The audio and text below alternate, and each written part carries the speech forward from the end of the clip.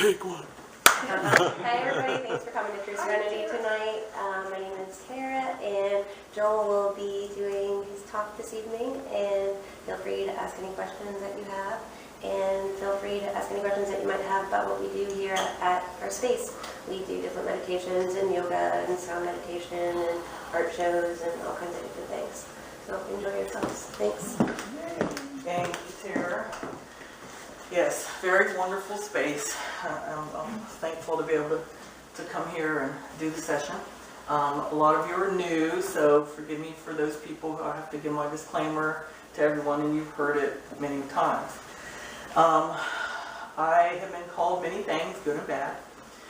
I consider myself to be a medium, just the easiest way to explain it. I communicate between the living world and the not living world, and I seek truth. I try not to read anything unless I absolutely have to, because I don't want to take in the humanly tainted side of things. I want it coming just from a higher source.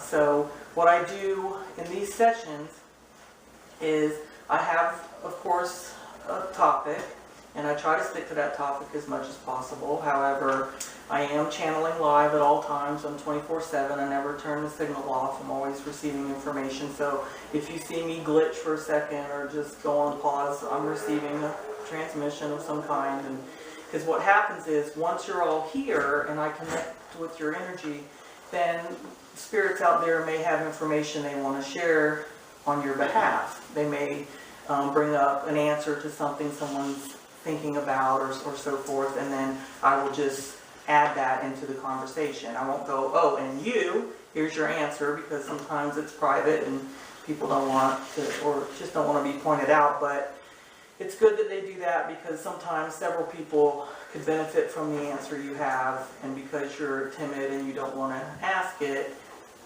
sometimes it'll just come across anyway. But so what I generally do is share all the information that comes to me. I answer questions that have been submitted beforehand. Then we'll talk and we'll have questions, and I'll answer questions. The answers to the questions I give you come directly from other realms, not me. I won't give you I'll give you my opinion. And don't worry about that.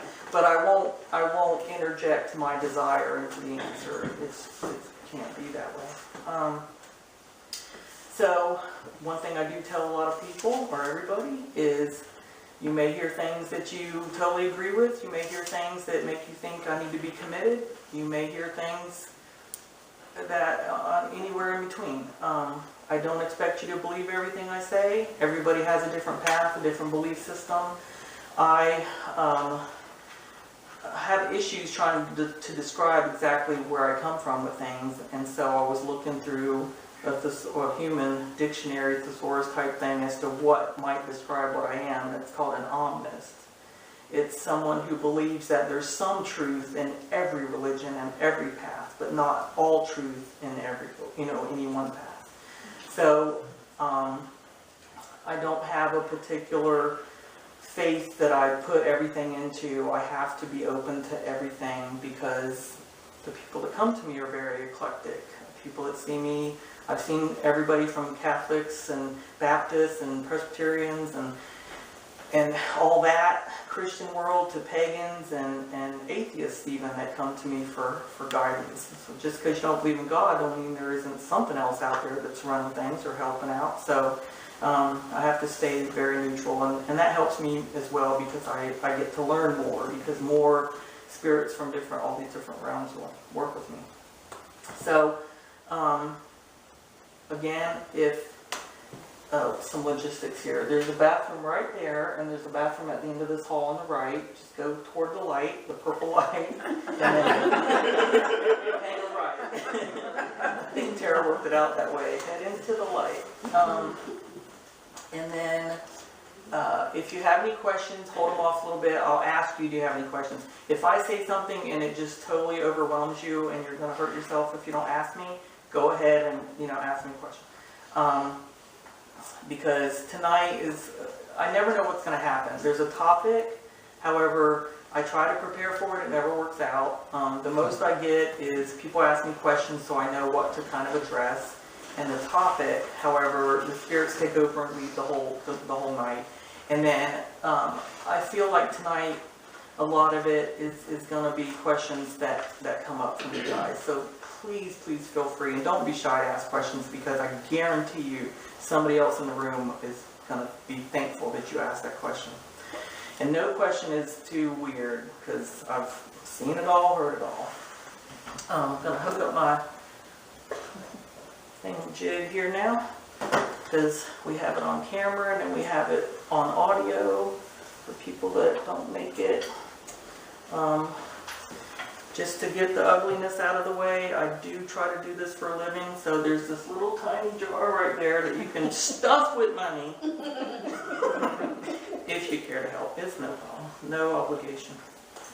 Let me get this started. So I should have had this on already, but I have issues with it. It's wonderful, but weird things happen. So we'll start now, and people won't have all that information I just shared, but that's okay. So anyway, if you notice I have this huge hand, don't worry about it, I was born that way. It's a lymphatic problem, and then later in life I found out that it was actually a healing tool. So, you know, most people, if they do healing work, they lay hands on and try to give energy. I have to suck the crap out of you into me, and that's why it's like this, because it's a filter. So it takes bad, and I have to stop about right here once I feel the pain get to there, and then it's a gauge. So I'm happy about it. It's all good now. So the topic, and I'm not checking my messages, I promise. I got little notes on here. So encounters. And so the topic we're going to try to focus on is just what's happening, okay? So first, what I want you guys to do is I want you to just kind of take a second and look around at the people around you. Look at, you know, it's okay, you're allowed to look at them. Just look around, look at their clothes, look at their face. You know, don't make faces. But, you know, just look around, look at the surroundings, look at what's here around you. You know, take it in for a second. I'm sure, you know, as we're moving through life, we miss about 80% of what's going on around us because of our focus on what, you know, for the most part, we shouldn't even be trying to see. So, you know, here we are.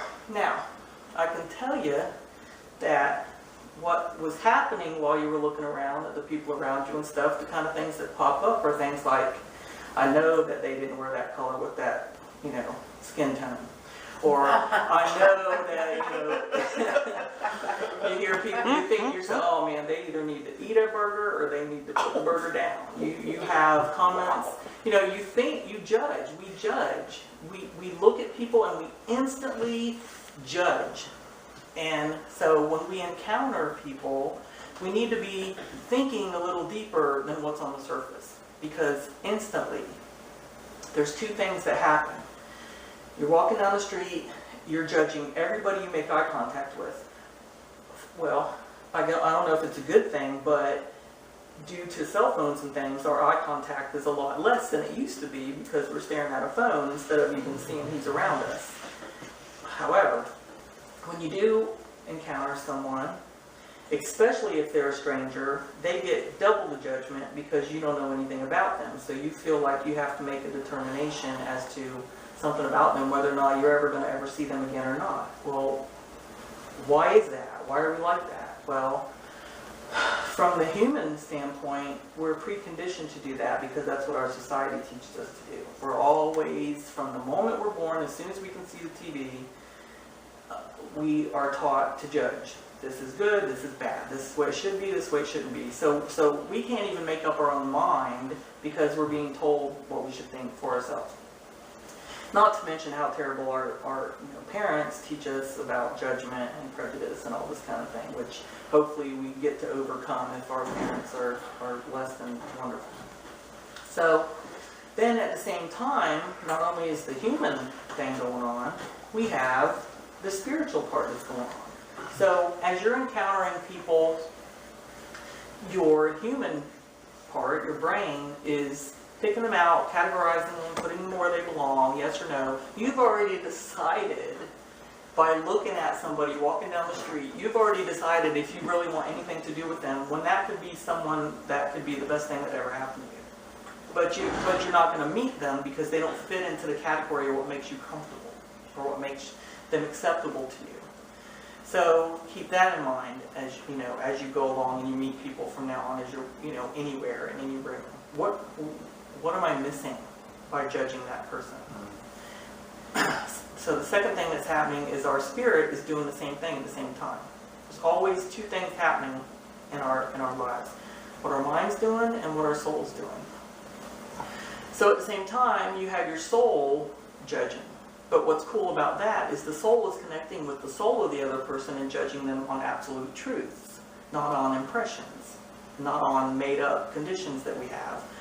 So how cool would it be if you could connect with the spirit part of you and start seeing what your soul's connecting with rather than the external? Because yes, just because the person wears some checkered pink and orange skirt with, you can't look at it because it's literally accosting to you, it doesn't mean that they can't be the best friend you ever had or somebody that's going to help you in a profound way. So, be cognizant of the judgment and try to back off from that a little bit and practice getting in touch with, well, what do I feel? That's what I'm thinking right off the bat, but what do I feel? Take a second just to see if you feel something. And then start practicing matching up your feeling with the judgment to see why. Why am I doing that? Why would I even do, and then you'll start learning things in life that conditioned you to be a certain way. So the flip side of that is everybody's judging you while you're walking down the street, and they're trying to pick out what kind of person you are. So regardless of how you dress or what you look like, everybody's allowed to do whatever they want. But is your soul projecting the truth that you want to be there? Are you being the kind of person that other people are going to feel good about? Or are you someone who they look at you and go, ugh, and then they feel about you and blah, too. You don't want that. So think about it. Feel it. Practice it. See what's going on. Without raising your hands, was I right? Do some of you have those feelings and thoughts and impressions about people? Just things that just hit you and then you realize, well, that's a little shallow. Why would I even think that? It's just there. It's human. It's normal. But it doesn't have to be the practice. It doesn't have to be what you do on a day-to-day basis. Let's see here. So that's the people we encounter, the strangers, okay? Then we have the surroundings around us. We do the same thing. How many times, and I'm guilty, I am so guilty, I'm ashamed to admit it, but I can't stand a purple house with a blue trim. It drives me nuts. I'm like, it's not Easter. Why did they paint the house that way? It doesn't make any sense. I don't understand. It's just weird to me, but it doesn't matter. The people that live there could be the best people in the whole world. It's just strange, So our surroundings do the same thing to us. We can allow our prejudices or the things that we think are strange to prevent us from going places that we want to go or meeting people or seeing things that we want to see, because we have some kind of objection to it and we don't even understand why. Or we're not getting behind it. We're not going a little deeper enough to figure out what's the problem. Because I did it on purpose one time. I went and knocked on a stranger's house that was painted. That's a horrible thing, and I couldn't take it. And I went to meet them to change my perception, to make myself realize that no, the monsters don't live in that house because it looks silly. They're nice people too, and whatever. So sometimes, we have to take that extra step and literally reprogram ourselves, make ourselves disconnect from the normal feelings and positions that we would hold against people or our surroundings. So, I don't know about all of you. Some people are very chaotic and some people are very serene, and some people are very organized, and some people like things strewn all over the place, and it's okay, whatever you are what you are. But the vibe I get in here is very calm and comfortable, and I like the artwork, and you know, it's very eclectic artwork. Some of it is like, what? You know, and you're like, well, I don't understand what she was eating when she painted that, or what, you know, but, you know, it is what it is. So again, when you look at the things, decide, well, what could that person possibly be about? What is making them, driving them to paint and to express the way they do, and what makes it so different, and why? And you know, the thing that we're here to do is to learn and to grow spiritually. And the thing that was put here to combat that is this brain. So every chance you get to teach the brain to go along with the soul, you're bettering yourself, not only as a human being, but as a spirit, as a soul that needs to grow and move forward. So every chance you get to reprogram that connection, that instant judgment to something good, it doesn't even have to be something good. It can be something bad. I mean, as long as it's real, as long as that's the truth. If you have a bad feeling about somebody, and then you realize that the spirit's going to back it up, that person is not somebody you want to be around, or they are negative, then at least you got to the truth. You didn't just let it be shallow. You didn't just let it be your observation. You checked in to make sure it's real. And that's what's important. Because so many of our relationships in life we destroy because we project. And we make it them, you know. We make them possess whatever we want wrong with them, so we have an excuse to deal with it the way we want. Well, that doesn't make us any better.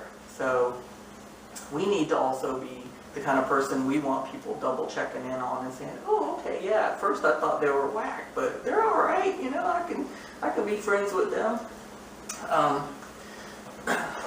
So that's the strangers and the things around us a little bit. So now let's talk about what happens when you look in the mirror every morning. What do you instantly judge? How do you judge that person? What are you projecting onto that person? How harmful are you being to them? Or how helpful are you being to them? Are you, when you look in the morning, are you getting dressed and wanting to run and do a drop kick to the mirror because you think your body isn't good enough, or you're angry, or, you know, or are you being supportive? Are you saying, yeah, that's that, but I'm going to do the best I can to fix this or fix that? You know, it's very, very important. With as much struggle as we have and as much negative opposition that's going on in the world for us, it's very important for us to help validate ourselves, you know, and so much negativity is everywhere, that the last thing you need to be doing is being down on yourself too. Because you know what? If you look at yourself and then you look into your soul and your soul says, yeah, something's wrong with you, then you need to say, well, then how can I fix it? What can I do to address it? How can I grow? How can I change what's making me negative, or whatever the situation is? But be honest. You know, the truth is always, they say, the truth will set you free. Well, that's how to do it. You know, if you're honest all the time and you start with yourself, it's going to be so much easier for you dealing with other people and strangers and relationships and everything like that, because that encounter doesn't have to be negative. You know, you can change negative encounters to positive encounters just by being honest. You know, do you know how many times you sit there and you wish someone would just tell you the truth? Just tell me the truth. That's all I want. It's just the truth. Even though I don't want to hear it. I know it isn't going to be what I want to hear, but the truth is integrity. The truth is trust. You can change relationships, you can change all kinds of things around in the world as long as there's truth behind it. So, let's see. Before we get into some other deeper stuff, I don't want to make tonight like a, difficult thing where we're thinking too hard and getting a headache and trying to fix ourselves and everything. I want us to think about the silliness in what we're actually doing too, because the things that we think and the way that we judge and the way that we categorize, it's so silly. The things that we judge people for, and we dismiss them right away, and even with ourselves, we don't give ourselves the credit that we're due either. So try not to be too shallow about different things like that. So the question is from somebody like, well, what are we missing? What's the whole point, as far as what are we missing when we're encountering people? And basically you're missing all kinds of things. What could be a partner? What could be a best friend? What could be someone who knows how to heal you? What could be someone who has the answer to that question you've had for years and don't know? We're kind of in our own way when it comes to encountering things, because especially in the United States, I can speak for it because I'm in it, we're taught that things that are different from us don't belong. And it's so weird, because a country founded on diversity and freedom of this and freedom of that and then all of a sudden generations change and we're just taught whatever doesn't conform, get rid of it. That's something that each of us individually has to decide how we're going to deal with, because you're always going to have opposition. You're always going to have somebody teaching you the wrong way. You're always going to have negativity. It's built into the system. It's there to affect your brain so that it can affect your soul, so that your soul won't grow. But you're here to grow. So every opportunity you get, you have to change that programming. No matter who's teaching you it, where it's coming from, change it around. And test yourselves too. Like, go out there and knock on that door to that house you can't stand. Go up to a person that you would never talk to in your life and ask them a question, or have something to do with somebody. Push yourselves to change what you perceive and how you categorize people, because I know better, and I still do it every day because my brain is still part of me, but I have to overcome it. I still, every day, when I was growing up, it was this little town with a blinking light in the main street. I mean, that's little. And we had a community of housing, and then we had a railroad track, and then we had some more housing. And there was white people on this side of the track and black people on that side of the track. And that was called Black Town. And they didn't call us White Town. I don't know what for sure they called us. But it was, a little country town here in Florida, north central Florida. And my family wasn't prejudiced, but the community was, and so it seeped in. You learn the behavior. When you spend years and years in that condition, you just start to conform to how everybody else acts. Because guess what? If gosh forbid you let the community know you're gay. Secondly, if you don't act like you don't like black people when you're around white people, then you're in trouble. That whole kind of, and I see that happening still today in communities and in cities and in areas. It's crazy that today even kids are being taught, yeah, they look different, you can't talk to them, they this, that, whatever. And no one's taken a moment to even go find out, is that true or not. So the gift you give yourself is to overcome your judgment, your negative encounters by finding out the truth. So, homework. Do something you would never do. Talk to somebody you would never talk to. Put yourself in a situation you wouldn't before. I'm not telling you to go hurt yourself or be dangerous. But grow. Grow outside of society's crap that has been implanted in you. Get outside of that and engage things so that you can be a better person for yourself, and so that you're a better person for others, because it will be rewarding, very rewarding. Throw my phone on the floor. Let's see. And the next question is, well, why is that important? Well, that's why it's important. Because it's just a matter of growth. So if you have any questions or thoughts or whatever, I'd love for you to share them with us at the moment. Maybe something that you've experienced about this, or something that you've been able to overcome yourself that you could share with people that you normally wouldn't talk about, or whatever. Because one thing that the spirits are always telling me to do is try to provide situations where people can release their burden. And what the spirit realm means by your burden is that which is stuck to you, that is keeping you back, that won't let you move forward. And a lot of it is usually just things that we haven't just let out. You know, there's a lot of belief systems that study and practice things to do with sound, of course, and chanting and guttural singing and different things. And that's because sound is very powerful. When you release something by speaking it and saying it and letting it out of your body, it's really, that's what's happening. You can literally remove it from being inside of you.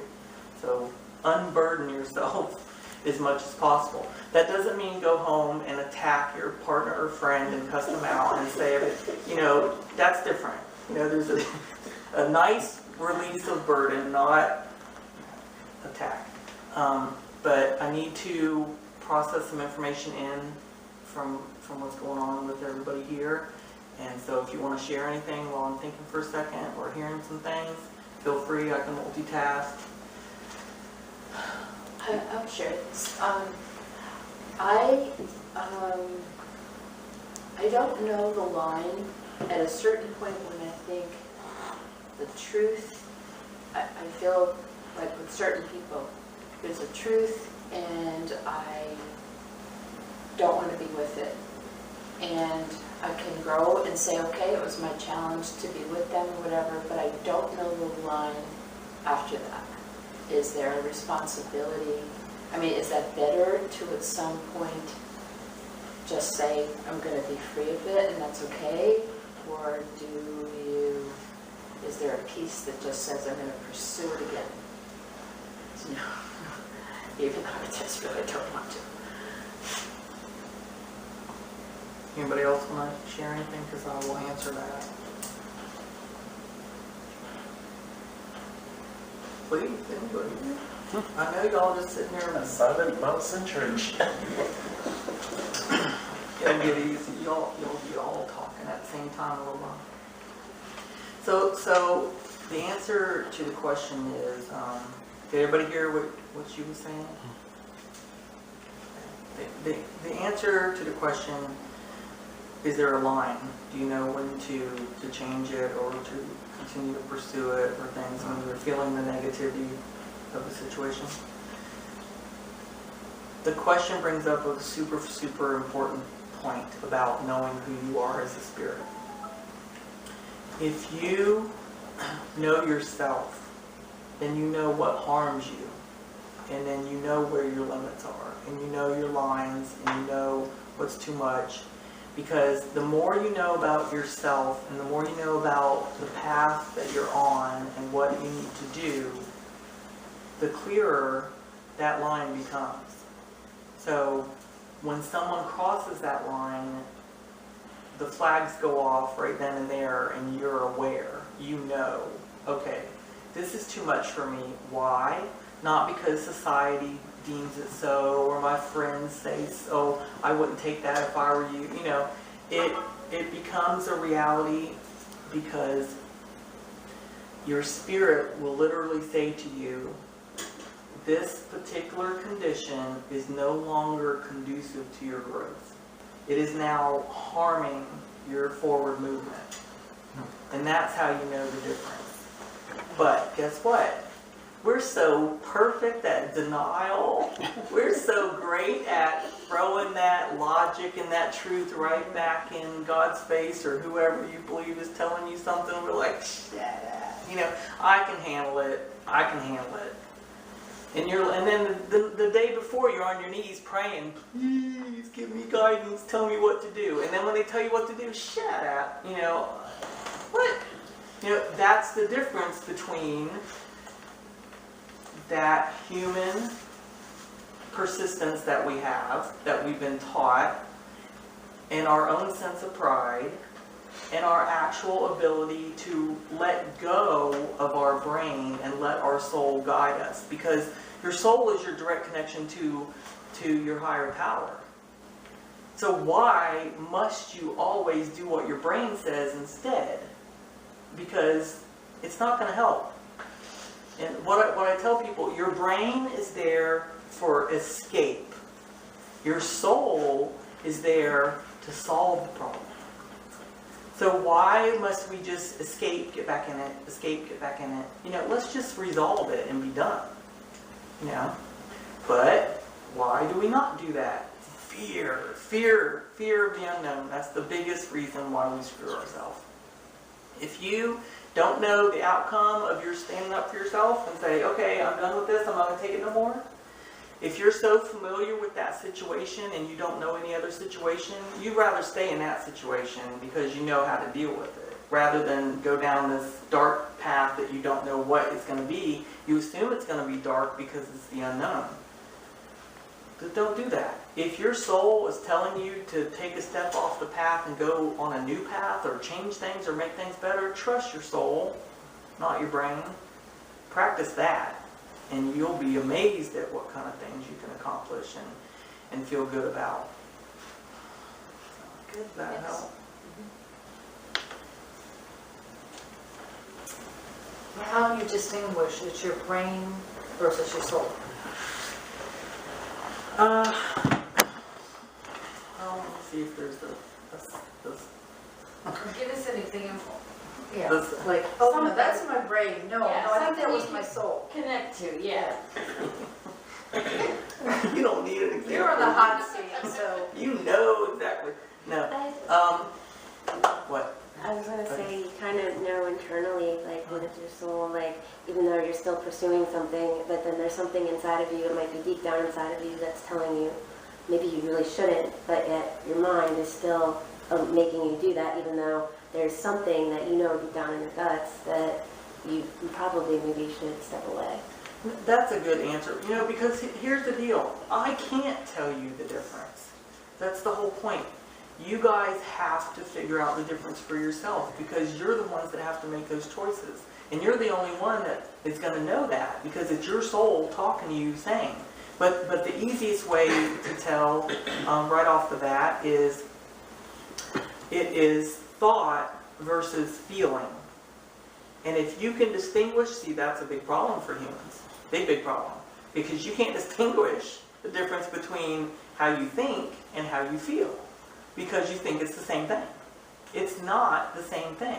So you have to practice, what am I thinking about a situation and what am I feeling about the situation?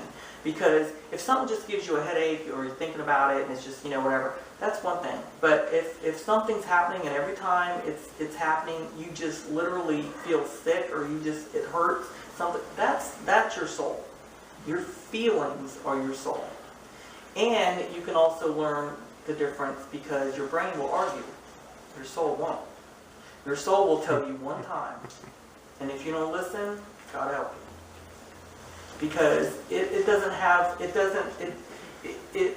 needs to be validated. That's a way of validating yourself. And I'm not saying that literally your soul's going to say, don't do that, and then never tell you again, and then you're just screwed.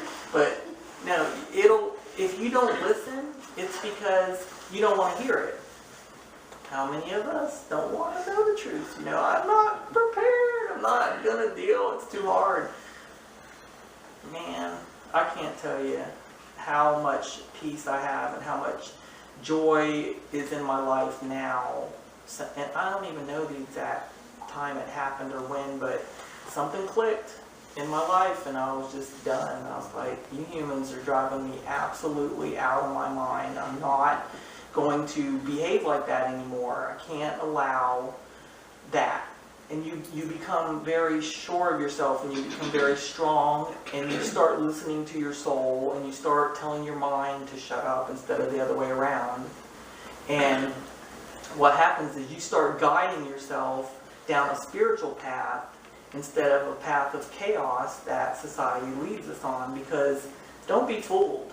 The government, the Googlement, I call it, the everment out there that wants to just keep you a lost little puppy, they're good at it. They are good at it. All the different advertising, everything that happens everywhere around, it's just to keep you lost. Because they don't want an enlightened society. They don't want someone that's going to question what's right or wrong. They just want you to, okay. Because if you're too worried about how you're going to pay your electric bill, or you're too worried about how you're going to get gas in the car, or you're too worried about your friends and fighting and arguing and disagreeing and whatever, you ain't got time to look at what's important. So you have to be bigger than that. You have to grow beyond the chaos and look at society and look at advertising and look at everything for what it is, a big circus that's put on purpose. Just a bunch of distraction. Yeah. I just see that as such a self-hatred kind of thing, that we would not accept the soul piece, because it's actually much easier. It is once you decide to do it. The other one is much more complex, it's much more whatever, and so I think why would we want to go back? It's that thing that you talked about, that it's just like not being just glad with ourselves. You know, I think a lot of that is the religion that we were, I mean, you know, we it's like, well, maybe I have a responsibility to go in and be nice to them again, kind of thing. You know, it's like, it's what the should piece that we were. I'm glad you mentioned that. So let me go into that a little bit. That's your heart. You're right. Thank you. Let me go into why. Like, because, and that's perfect, because the next level of the talk was going to be, okay, encounters on the level of strangers and stuff, but now what about encounters with the people in our lives, the people we do deal with day to day, and what are we doing with them? And so, again, a lot of the reason we are messed up as we are is our wonderful, supportive, religious belief system that has led us amazingly astray. So what happens there is, unfortunately, a lot of it is ego and hierarchy based and power control based, and not about the higher power, the higher good, the better good. It's about control. And if you take a lot of organized religions and take them back to their very beginnings, you'll see the planning and the organization and everything was to control society at the moment, to do what a few people thought was what they should do. And unfortunately, these people weren't inviting any higher power to the meeting. They were just humans deciding what other humans needed to do. So, not to say there's no good in any religion or nothing like that. However, recently, one of the higher powers said to me, you know, I lose people constantly because they change from the path, walking the path of faith to walking the path of obligation. And how many people cringe when I say the word obligation if it enters into their religious belief system? Because some of us were brought up feeling like in order to be a godly type person, you're obligated. You're obligated to do this and to say that and to do all these prayers and to make sure you do this and do it. And it doesn't always work, and it doesn't always fit into the system that you're living, and it doesn't always have the right outcome either. So I get off on 100 points and I try to get back to the single. So what we have to do is focus on what is right for you, the individual. Because the simple fact of it is, it doesn't matter what your religion is, what you're taught, you have to deal with what you're going through and your growth and then what's going to happen when you're done here. Would you would you say to me again what you just said, because I had a very good point to make, and I want to make sure I say those words about the. How do you know? We were about accepting what our soul is saying versus what we're thinking, and I said, it seems like it's a lot easier to accept what your soul wants and is saying than the thinking, but I think we have a piece to us that doesn't go for that soul piece. I think it goes for what we were taught we have to do. Yes. The other problem is the guilt. The absolute guilt-ridden sense of ourselves that's in there. Because not only are we told from society how we're supposed to behave, then we might have a religion telling us how to behave, and we have our parents or siblings telling us how we have to behave, and then we have a medium telling us how we have to behave, and then we have, there's all these different things. So what you have to do, unfortunately, is to filter through all of that projection at you and decide for yourself what is right for you. And it's not easy. It's very difficult, but it gets easier. The more you do it, the easier it gets. And it's just a matter of overcoming the conditioning.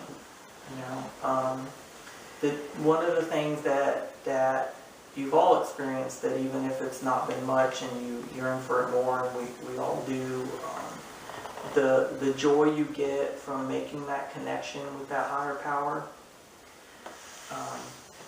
So I don't normally do this, but if you feel comfortable enough, because I'm a mixture of things, so I can raise my hand to every question. But so, like, how many of you have been okay, this is a little easier. How many of you have been influenced by a traditional, worldwide, huge religion? Of some kind. Okay. How many of those were Christian? How many of those were what would be considered non-Christian, pagan, or some other belief system? Okay. So, here's what's awesome. And again, if you don't like what I say, I'm so sorry.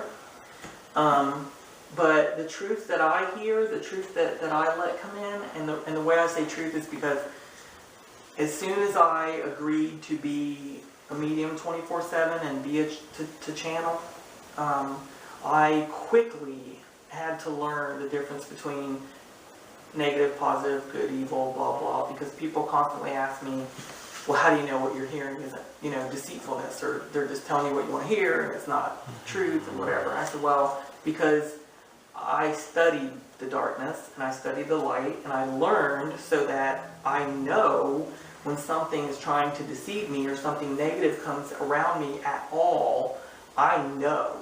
Nothing can sneak up on me, scare me, deceive me, lie to me, nothing. But that takes practice, and that's why I say you've got to practice your connections with your higher self. So anyway, the truth that I receive, it always cracks me up, and the spiritual realm is interesting, to say the least, because spirits are like on the move. They're like, I got stuff to do. What? What? But then when they want to tell me something, I'm supposed to stop everything I'm doing and listen, and they appear in the weirdest places. Like, they love to talk to me when I'm in the shower. They love to talk to me when I'm driving. It's not like, just can you come to me when I'm on the couch, or, have a conversation? No. But then they tell me the reason for that. We come to you when you're very focused because you can hear us better. We come to you when you're in a state of cleansing because you can accept us better. So there's always reasons for everything, even though it seems strange. So, but the joy of having communication, and all of you can do it, it's just a matter of allowing yourself to do it. And the way to start communicating with your higher power and everything else out there is to start from within. Because your own soul is a transceiver. Your soul is a radio station, an antenna that's picking up on these things, but you don't know it or you don't accept it or want to. So, you know, if you want to, great. If you don't, that's fine too. But the more you start talking to yourself, to your soul and not your brain, the stronger that signal gets, and the easier you can pick up information from the other realms, and then that strengthens you as well, because you'll get answers to things and you'll be like, where did that come from? Because you'll start realizing that wasn't mine, that wasn't my thought. And that's another way you know the difference between your brain and your soul, is because your soul starts communicating with you instead of your brain, and you know, there's no way to describe our own thought voice, you know what I mean? But, you know, when we're just thinking and we know that we're talking to ourselves, but when you hear something that's not that, you believe, you're shocked, and then you're surprised and you're happy at the same time, because then you start realizing, oh, I'm getting direct messages from elsewhere, you know? So, yeah, by all means, open yourself up to that if you can, because it's amazing, amazing. And, yeah, okay, so, what else from me? I know, well, share with me thoughts. Okay, yes. Okay, so I want to open myself up Unburden. right now. What is the best medium to use to get in connection with that inner self, that higher power? How do you bring that, make that stronger?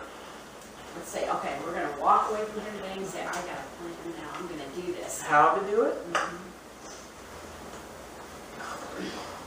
You only have hard questions. Well, because there's not really an answer, because everybody's different. But the main thing is you have to believe you can. And that's the message I just got from the Spirit right there. Is you have to believe you can. And that is a big issue with people. They don't believe they can talk to a higher power, because guess what?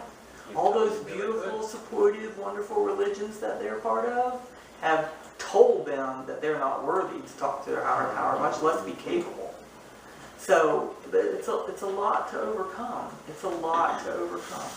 But believing, you know, faith is a word that people kind of throw around haphazardly, kind of stupidly, like it, you know, and kind of abuse it. Faith, I say, if you've ever seen it on my Facebook page, I put this picture out and it says, faith is when you put something in God's hands and you leave it there. You know? Because we're control freaks. We're control freaks. We're like, God, can you take care of this for me? And then 10 minutes later, well, never mind, I'll do it because you're taking too long. Or, you know, you don't do it the way I want. You know? So if you're such good controller, then focus that control on talking to yourself. You know? Focus what you're good at on doing good for yourself. I guess what I'm thinking too is that, so basically based on your answer, the path could be different for anyone. Like maybe one person is meditation, maybe another person is walking, maybe, I mean, so it's just a beat in search of something that works for you. Well, you definitely, you have to, and the second part to what I was saying is, you know, faith is one thing, but belief is much greater. Believing, you know, when I first started being a medium, all the emotions and the travesty of everybody's lives and everything was hitting me really hard, because I'm empathic and so I feel everything, and it was just overwhelming. And so at one point I said, there's got to be a better way. There's got to be an easier way for people to get better or feel better. And use the tech. So, just let us know if you need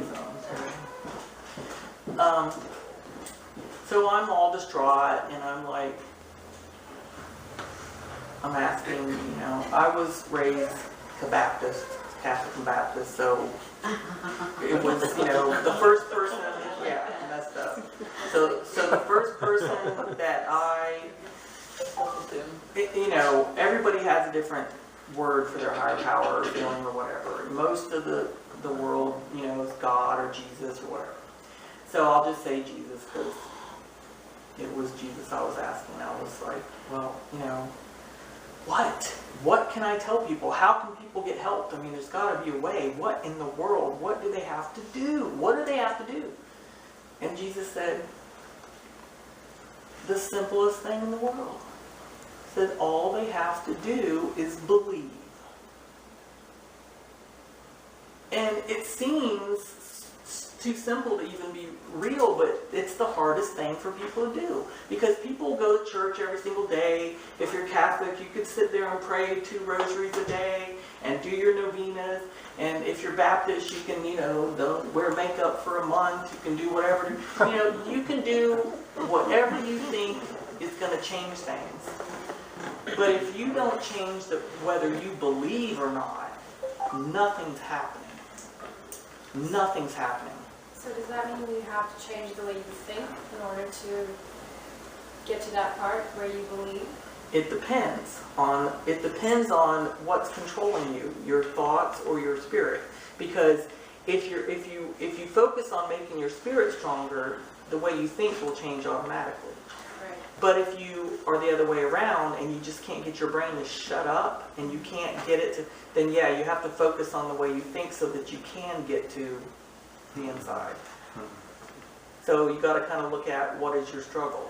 What is, and see, this is the way things will get you. Because my last session was, let me make sure this isn't making noise. On my last session, it was light and dark, good and evil, how things can bother you. Well, the opposition, the negativity that's built into the system to give us a hard time, their easiest target is our brain. Because we're so stupid, it's so easy to, you can be Albert Einstein and it's not going to make a bit of difference if you don't believe. That man believed, So, it's not how smart you are, it's what you allow your brain to do to you. Like, if it controls your actions, that's what it is, if it controls your actions. Because especially in relationships, friends or partners or anything else. If you're looking for answers and you want to deal with something, don't use your brain. Please don't use your brain. Because that's how you got where you are now. I love you. Do you feel that? Or is that because I don't want to be alone no more? I think I need to love somebody. There's just so many ways that we let our brain convince. See, the brain is a very powerful thing because it controls every part of your body. So are you talking about the monkey mind? Well, I'm talking about Or the brain itself? just the brain. The brain as far as its ability to confuse you. Because since your brain controls all your nerves and everything too, It's guess into your stomach. Guess what? You can feel that in your stomach. You can feel literal heartache. You can feel yearning and all these kind of things. But if you have to learn the difference. You have to know, because the feeling that you feel that is your soul, we say gut, whatever. But when you know what that feeling is, there's no denying it. And your brain cannot fabricate that feeling. It doesn't know how. It can't. It's not allowed to. Because you have to know the distinction. So then you can very easily turn things around and know where things are coming from. It's the programming and the constant repetitiveness that we have that gets us in our worst condition. Because, again, the fear, I think you have to dismiss everything you've been taught all of your life and start fresh, like with a clean slate, and just let that all go. Well, that could really hurt you too, because if you dismiss everything, you might throw away some things that were positive, but just had a bad angle on them, So what I advise people to do is just start from today, and everything that you do or you decide to do, or path you decide to walk down or experience with judgment, everything that you do, just ask yourself twice. Acknowledge, okay, this is what my brain's telling me. Let me take 1 second and check in with my soul if I can and see how do I feel about it. And just that few seconds that you take will shock you to death, because you'll change your mind. You'll change your mind so many times. Whereas before, see, we're very impulsive. And that's what the world loves about human beings, is we're so easy to influence and so impulsive that, because you know what? We ain't got time for that. We ain't got time for that. We have a microwave that cooks dinner in 3 minutes, and we ain't got time for that. Can you hurry? You know, we just, it's never good enough. So, that's my shut up noise. So you see what I'm saying? As we practice it, you're going to recondition, and then the things that you learned that are good for you personally, you'll acknowledge. You'll be like, oh, okay, I can put that now in the good slot, and then, oh, that was stupid, so I'm going to get rid of that behavior or that action or thought. And then you just start doing that, because we repeat ourselves so often that you'll end up covering, you know, all these different things as you move forward, like within a few months almost. We're very so repetitive in the sense that we don't experience our life while we're here to much of a degree, and then we get angry at those that do because we don't, and so, you know, we'll stay in the same little circle. You know, we'll grow up and die in the same little town that we hate. You know, we'll do these things that just doesn't make any sense. Right. But we just have to ask ourselves, what's holding me back? Is it fear? The fact that I can't make a decision?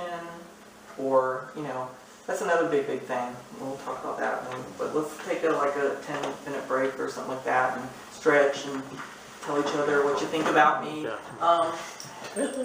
Again, bathroom's there. There's some water there and some cups. There's some more cups, and I'll wash them. Please focus. And then remember, we'll sit there. Where, if you can hear me clapping, I'll go back to my principal mode. I shan't run over, so don't worry. So you only have to put up for another 30 minutes. All right. I have to apologize. Normally I'm a little less spastic and a little more focused at remembering things, but I've had a hard week, and so my connections are a little scattered. So I totally forgot what I said I was going to talk about the moment we came back. So if anybody else remembers, please tell me. So I'm not the only one with brain problems. Y'all remember it all? What's holding me back? It was something specific, and I said, oh, I'll cover that as soon as we get back, but it'll probably come back around. It usually does. So somebody else brought up something they just mentioned that I said I would share with you guys so that you know what's going on, is in different religions, people talking in tongues. What's happening is one of two things. And again, you have to have kind of a stronger spiritual awareness to be able to figure out which of the two is actually happening. You've got a person up there doing one hell of a good job of acting because they need the attention, which is unfortunate because they're not really getting any benefit from anything. They're just like in the moment trying to be part of something because they don't know what else to do. And then when someone is actually speaking in tongues and something's happening on a divine level with them, what's happening is a connection has been made between their mind and their spirit, like we were talking about, but it's overwhelming them in such a way that that's the result. They don't know how to make any sense of it. And so it takes them into this sense of lack of control, like out of control. But at the same time, they're feeling a sense of bliss because they're speaking to their soul. That connection is happening. So the feeling from them is that divine connection. So, you know, they will be very upset if you think that they're pretending or whatever. So you got to be careful when you judge again, and you know, when you encounter someone speaking in tongues, whether or not, you know, it's real or not real, because it can be very, very real. You said, did you have another question? You, Richard, yes. Oh no, it was just a comment I had made about when you were talking about the mind and the soul. And as my understanding of it and my feelings about it was, with my mind, I'm always, when I start thinking with my mind, I'm always thinking about what would be in it for me. Me. And a lot of times when you hear people talk, they would always use I. Instead of, if you're talking with your soul would always say, well, what would we want from it? Or what would I feel that they would get out of what I'm saying? Because I'm taking me out of that equation and putting them into it. So that would be more of a, because, you know, of course, what do? You're supposed to love each other. Right. And I feel that that would be my soul, because I'm loving that person, having the ability to say what would they think, or what would they want, or what could they get out of what I'm thinking or doing. And that's what you've realized about your own personal communication process. You know, these are things that, you know, they talk about with different people that are experts in body language and in verbal communication and things like this. There are people that study exactly that kind of thing, and they're like human lie detectors. They'll sit there and listen to you talk for 5 minutes, and they'll know exactly if you're lying or not lying based on your body movement or the inflection in your voice, just like that. And a lot of them don't realize that they're actually picking up on the difference between your mind and your soul. They think it's just, you know, a difference, and, well, I can't say for all of them. Some of them may realize it's deeper, but just that kind of thing that's happening. So let's go, while I'm waiting for Brian to come back around, let's go back into a little bit deeper. So the encounters on the relationship level. So every day we encounter our friends and our partners and our family, and we want to encounter them in other ways sometimes and choke them about the neck and throat because they drive us crazy. But again, what's your role in that? You know, what are you projecting on them? What are you doing to them? Are you just as aggravating to other people as they are to you, or what? But the judgment and that comes in, and the things that we're seeing, is very harsh with our relationships, because now we've dropped down from a kind of, you know, we can judge strangers real easy and categorize them and dismiss them and whatever. But we're not putting any blame on them. We're just judging them. But now, on top of that, you've got blame and guilt and things that you can lay on your encounters with your relationships, because you feel like that's an investment I've made and they have helped me or hurt me. And so now we're judging people not only on criteria that may not even, you know, be true, but on our feelings. And a lot of times we are projecting our sadness or our disappointment or whatever the situation is in our lives on someone else, because we don't want to admit that we're causing it ourselves. It's not always the case, but a lot of times, you know, one common theme in my receiving of information from a higher power, especially when I'm having my own little personal pity party with the cupcake and everything, is that it's your own fault.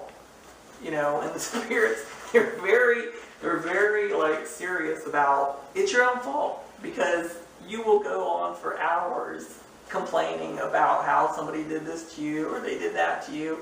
They made me. They made me.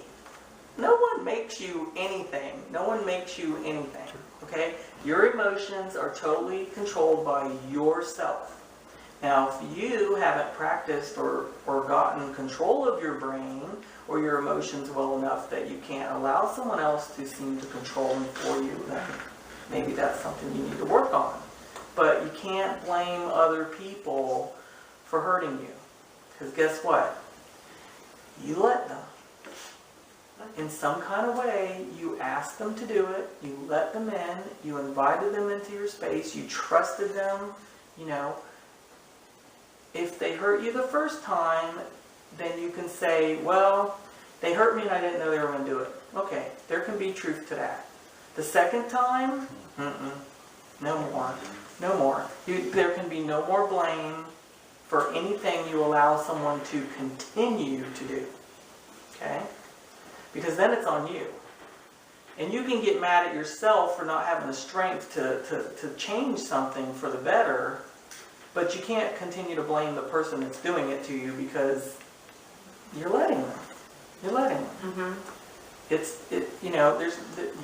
Now the guilt needs to be put where it belongs. So think about the opposite of that. Are you being the person doing the hurting to someone? And they don't know what to do, so they're allowing you to keep hurting them. Well, stop. Fix it. Remove yourself from the situation. If they don't have the strength to get rid of you, get rid of yourself. Or whatever your behavior is that doesn't belong. The removal of people from the situation is always the last resort, but if it has to be, it has to be. There are a lot of ways that you can fix things if both parties are willing. But usually, if someone's willing to hurt you twice, that's just who they are. And you just made a bad choice, and now you learn from it, and you move on. But we spend, and again, usually out of our sense of guilt and obligation to our religion, we think, and the worst thing that they could have ever created humanity is those wedding vows. You are not supposed to punish yourself for the rest of your entire life because you thought you loved someone. Things change, People grow different ways. There are people in your life you think you know and you don't know them at all. They don't know you at all because we don't share. We only project and we give little bits and pieces of our best selves, and sometimes we'll share something negative about ourselves and it's funny, or we think that it's odd or strange. But people never know who we are. Every one of us in this room right now is sitting on secrets that could blow our world apart if they got out. I know. No.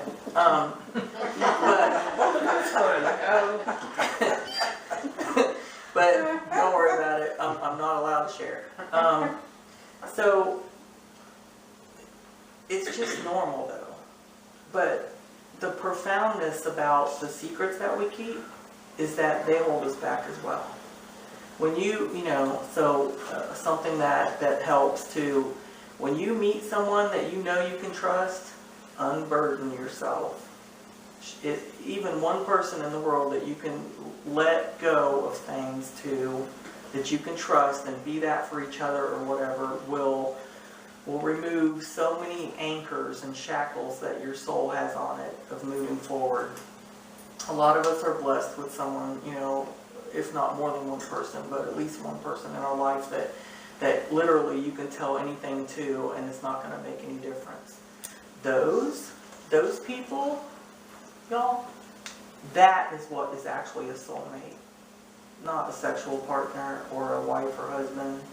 The person that allows you to bear your darkness to them and doesn't betray you is your soulmate. Let's see, what else? What did I say about I wasn't going to get deep? We're all like, oh, drowning. But it's good information, right? So, let's see. I'm still trying to pick up on things people need to hear. So when I think of encounters, I don't always necessarily think of it being human encounters. So like encounters with angels or encounters with other kind of beings. And sometimes the angels come in form of humans and they disappear. You're like, where'd that person go? Right. But can you talk on that? Yeah, thanks for bringing that up.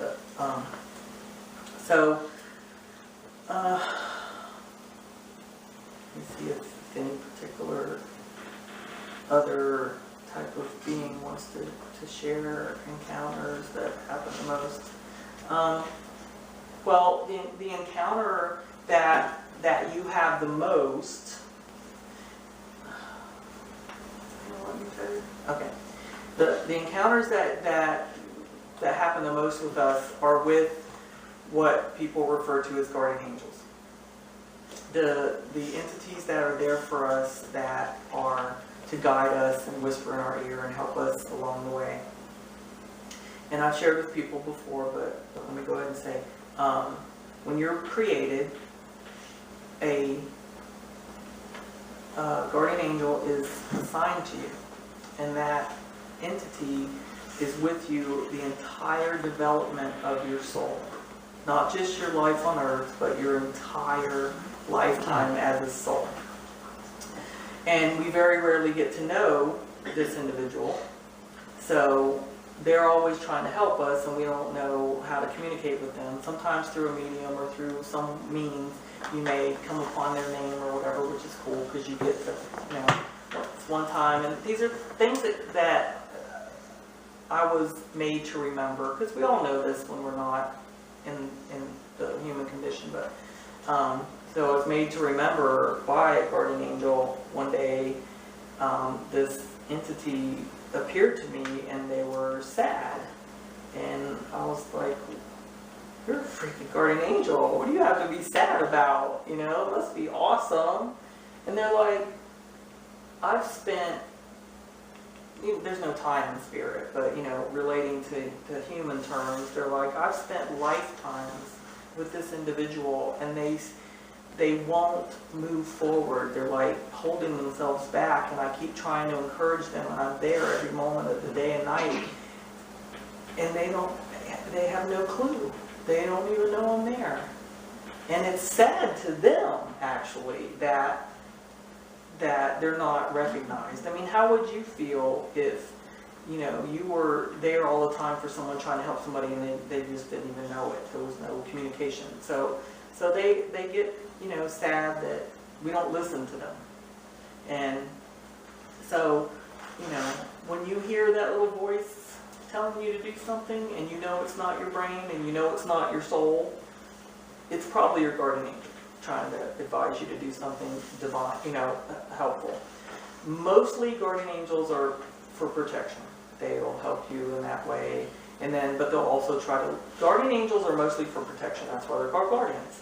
Well, different entities and other beings or past relatives or whatnot will also pop in and out of our lives to guide us. And that's where you hear spirit guides, things like this and that. Spirit guides can be any type of entity, something that's been human to animals to things you can't even comprehend, but it doesn't matter. They're all just things that have your good intention in mind and are trying to steer you. Because you're here to do certain things, and you know about them before you come here, but then when you get here, you're not allowed to know what they are, so you struggle through figuring out what your path is and what you're supposed to do, and then you accomplish it and you move on. So these entities and guardians are there, the guides are there to help you stay on track. And the one thing that the encounters that we have with them can be very glorious and divine, or they can be very frightening. Because my initial encounters when I accepted being a medium and turned it all on was things loved to mess with me. They loved to physically move my stuff around or touch me or do something to scare me or whatever. Not scare me so much as just like shock me. Or the real famous one that seems creepy or whatever was, I would lay down to go to bed, and then the bed would, and I'd be like, someone just sat right next to me, I'm like, stop it, leave me alone. Or they thumped me on my forehead, and I always would think it was my little brother thumping me on the head. Because I'd stop, I'd get, like I was going to hit someone's hand away, and there was no one there. So these type of things. And then one thing I also share with people my experience, which obviously will be other people's too, is when you encounter things that feel strange to you, or they look strange to you because you've just not encountered them before. There's I have found, unfortunately, that the things that look all cute and lovable and you just want to hug them are the things that are going to get you, whereas the things that you think are ugly and mean or whatever are usually something that wants to help protect you. And there's a reason for that, because their image that they're projecting is literally to scare things away, to protect you, to help. So they get a bad rap, for things like, what can I say as an example? Gargoyle-ish type things that are just, ugly and mean looking, or you think would be mean. They're, again, it's that initial thing that we're taught. Cute is nice and ugly is bad. And who said? Oh my gosh, we're not all like models or nothing. Who's to say we're bad just because we're not pretty? It's just so wrong. So, but we don't. We're so also guilty of accepting so easily what we're taught, aren't we? Mm-hmm. Someone tells us something, and that's why I say, I'm just trying to help. If you don't want to believe something or something that I say seems wrong for you, please don't go with it, because maybe, even though if I'm telling you the truth, it may not be part of your path at the moment, or this or that. So you have to navigate the information the best way you can. But we're just so quick to believe what people say because we're lost. We know that we've been misled. We know that we have information stirring around in there that's messing us up. But damn if we can't stop it. We're just struggling. And so we latch on to every little thing. You ever meet one of those people that hasn't missed a fad in 30 years? Like every single thing that comes along, they got it, man. They're like the iPhone's, best dream. They have to have every single new version of every this, that, whatever. Every TV evangelist that comes on, they have every CD and everything, and it's just because everybody is so thirsty for the truth. And that's why I've made it my personal mission to just share what I feel is the truth. Tell people, if it becomes your truth, fine. It's not, that's okay. Because I just, we're at such a disadvantage. Now, with that, there's also just the reality of things. And sorry if I'm repeating myself again, but there's people here that haven't heard this from me. Earth is a class, just like any class you would take in high school or college. You take these classes, you're created, and you start taking classes. And it's your choice how you take them, when you take them, what order you take them in, whatever. We all have to take them. And so, right now, we all happen to be here taking this class together. We knew we were going to come here. We knew everything that was going to happen to us while we were here. And we signed off on it and said, cool, let's do it, let's get it over with. And so when we get here, we're not allowed to remember that, so that we can focus on the lessons as we go through them. The goal is to take everything that confronts us and to move through it, to learn from it, grow past it, and not let it affect us anymore. If we don't pass the lessons that we're here to learn, and they are supposed to be severe and terrible and horrible, and Earth sucks. It's meant to. It's supposed to. So I always tell people, if your life really, really sucks, you're in the honors class. So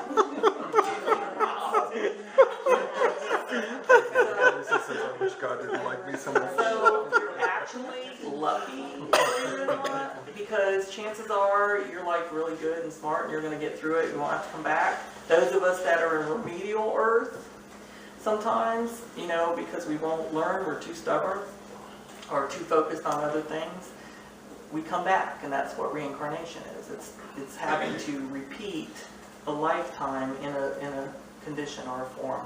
Humanity is just, I call it the human condition, because that's what you're in when you're here. And then when you pass away from here, if you pass and you don't come back, then you get to pick your next class, and you can be one of these creatures that you don't like, or you can be some alien, or you can be who knows, whatever.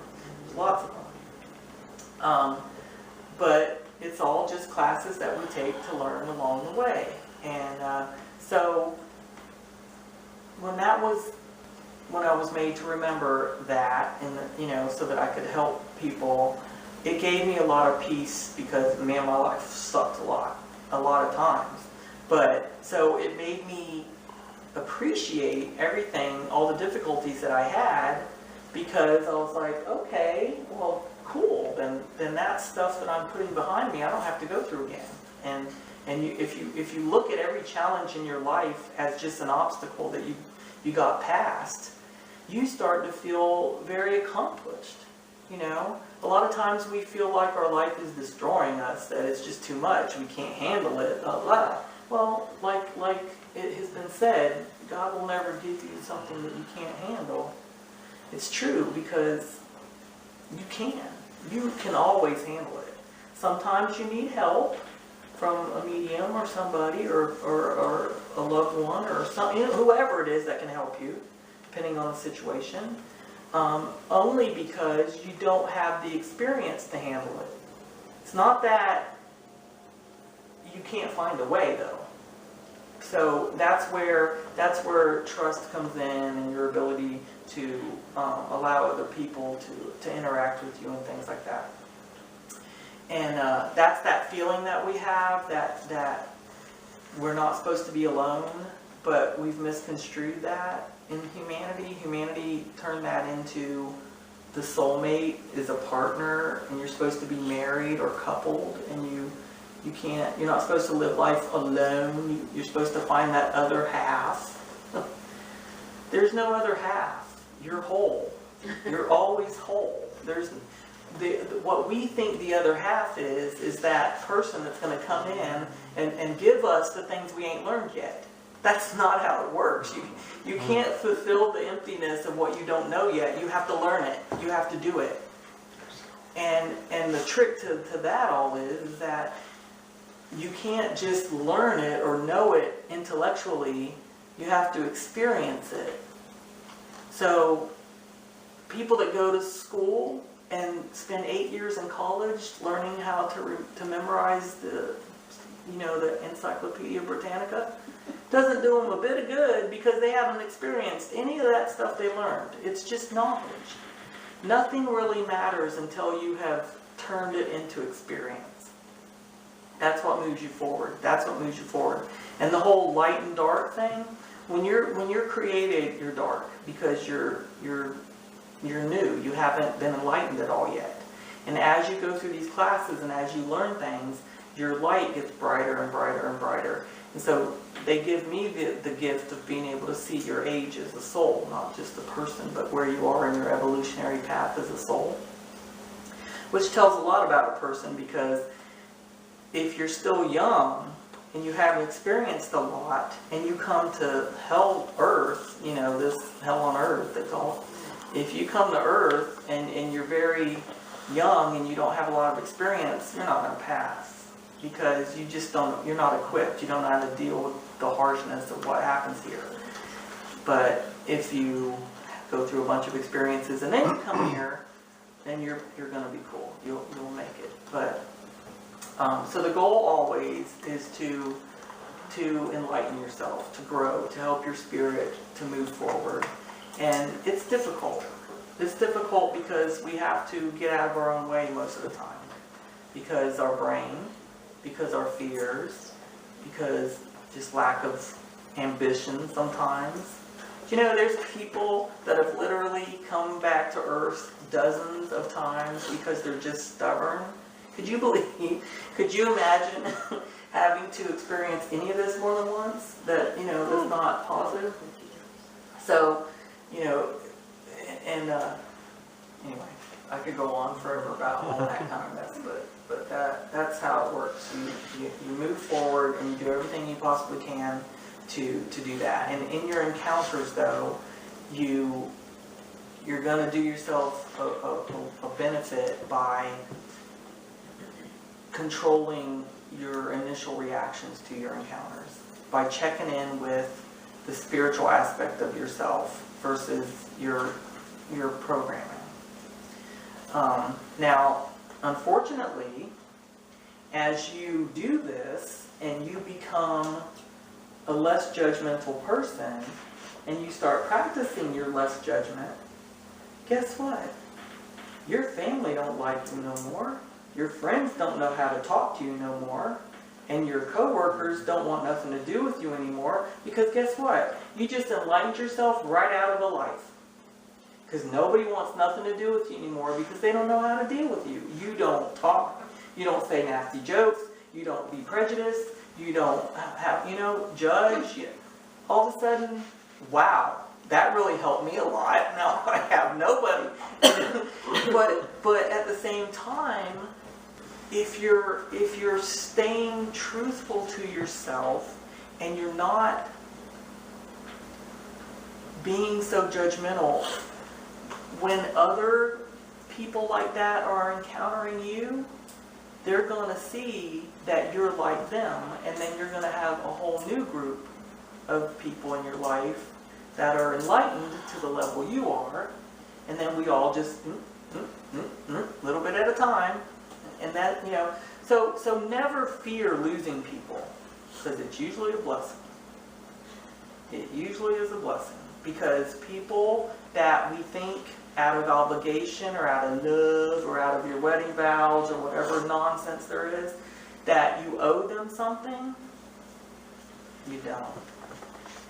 If you have given somebody your true intentional feelings and it's not meant to be, it's just not meant to be. You can't pray somebody to love you. You can't help somebody to love you.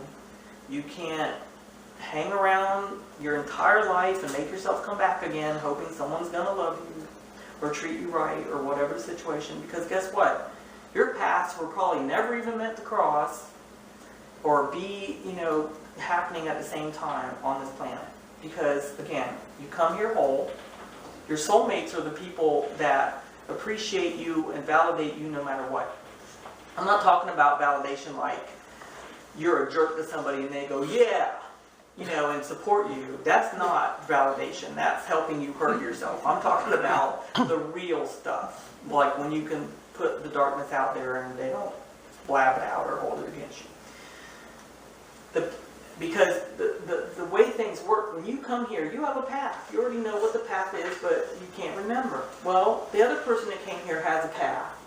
Well, if your path is supposed to go this way in order for you to pass this class, and their path is supposed to go this way in order for them to pass the class, but you decide to get married because you need each other so much that you force your paths to stay together, then guess what? When you were supposed to do that one-on-one, now you're forcing yourself to do this, your growth just ended.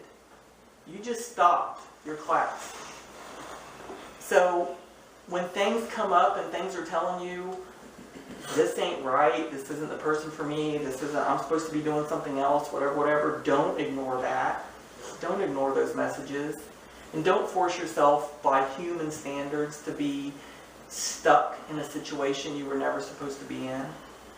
And I'm not, don't get me wrong, I know it's not easy. I know, I've made the mistakes. I have been in love repeatedly for the wrong reasons. And it's just a matter of being lonely or thinking that someone's gonna be right.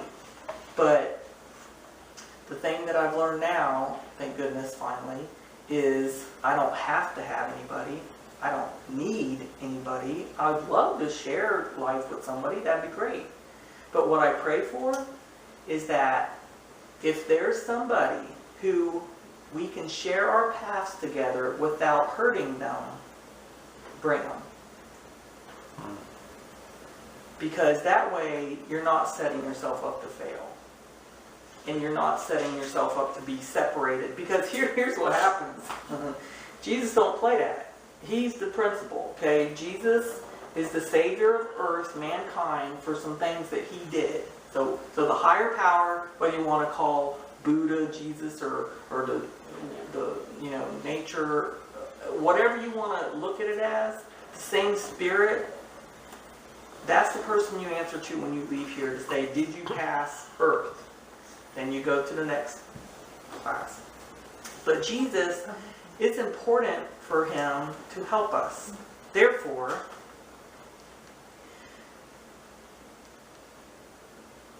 if you are being detrimental to yourself and you're not allowing your path to be appropriate, he can and will and has many times stepped in and picked you up and moved you off that path.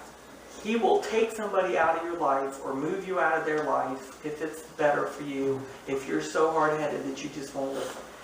So there are times when we wonder, you know, with ourselves or with other people we know, oh, how come their relationship broke up, or how come this or that happened, or whatever.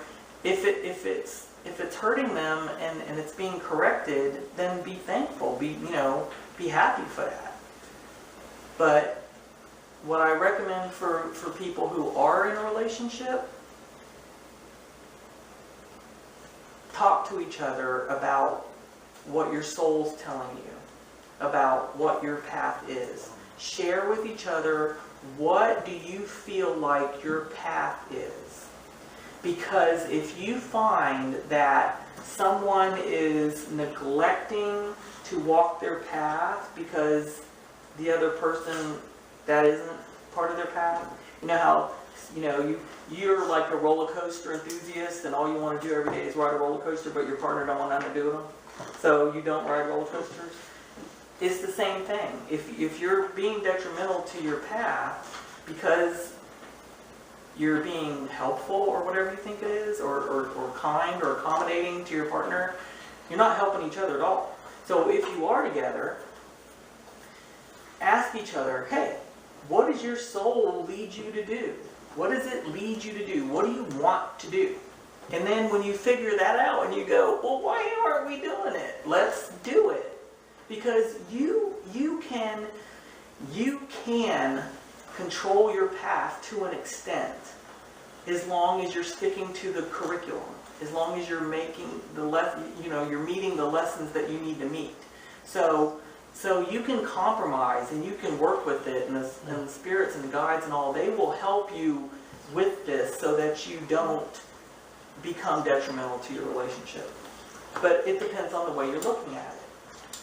You have to look at it from a spiritual aspect and not a human aspect.